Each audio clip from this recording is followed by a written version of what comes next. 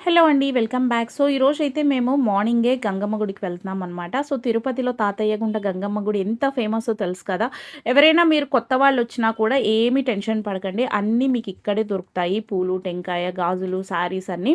So, మామూలుగా జాతర అయిపోయిన తర్వాత 5 వీక్స్ పెట్టుకోవచ్చు. సో, మేమిప్పుడు థర్డ్ వీక్ పెట్టుకుంటున్నాము.